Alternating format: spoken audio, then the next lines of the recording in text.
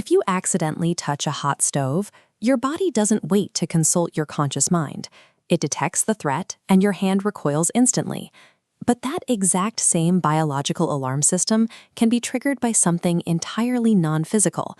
The part of you that depends on being seen and accepted, your ego or your sense of identity, can decide that it is in danger, and it will recruit those exact same survival mechanisms.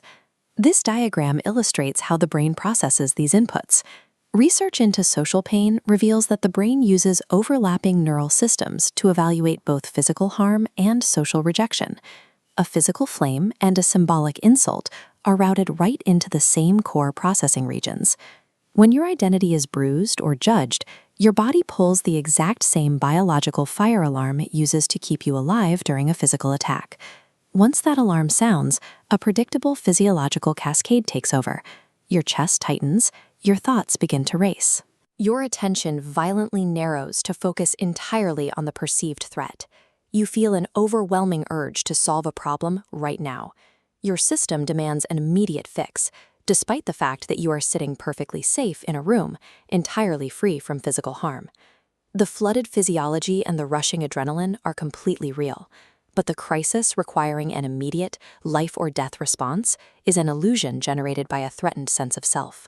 To understand why the mind gets trapped like this, we have to look at the self through the lens of cybernetics.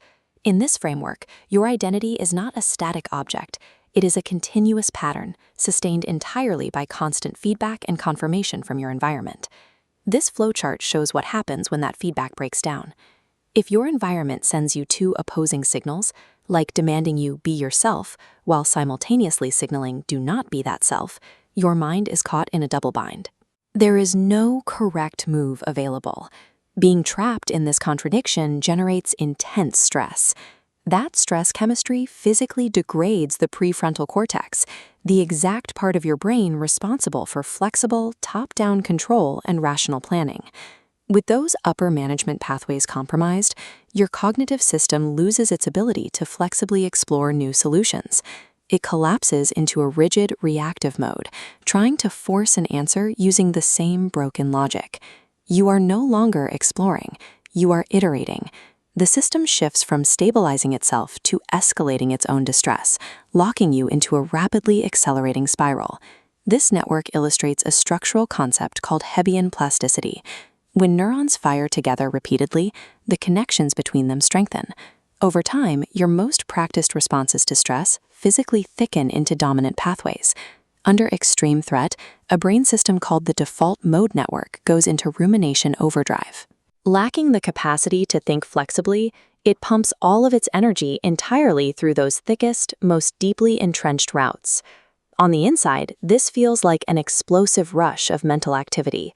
You frantically replay past conversations, imagine catastrophic outcomes, and obsessively rewrite the story. Eventually, the internal pressure peaks. Your mind grabs the very first fear-based thought that offers a momentary sense of certainty, and it locks onto it. This structural arrow is called premature closure. Because the thoughts are moving so fast, it feels like you are doing productive, urgent brainstorming. In reality, you are just experiencing the forced repetition of your most dominant, well-worn fears. Faced with an identity crisis, the brain prioritizes fast equilibrium over accurate reality.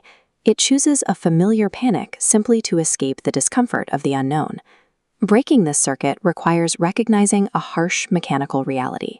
Intense urgency is not evidence of truth. It is simply evidence of a system escalating out of control. If your mind is screaming at you to find an immediate, frantic answer to a purely social or relational problem, your body is being hijacked by a false alarm. The goal here isn't to kill your ego or forcefully silence your thoughts. The intervention is entirely mechanical. You have to physically interrupt that spiraling neurological loop. Deliberately slowing your breathing increases your parasympathetic tone. This physically lowers your autonomic arousal, starving that runaway loop of the stress chemistry it needs to keep spinning. By letting the problem remain entirely unresolved for a few minutes, you prevent those hijacked, panicked pathways from dictating the response for the rest of your nervous system.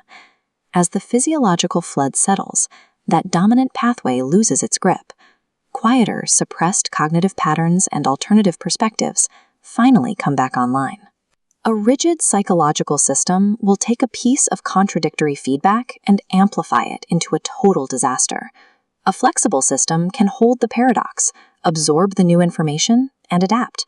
What feels like a devastating crisis of identity is often just a mechanical failure of biological feedback. By changing your physical conditions first, you restore your mind's ability to learn.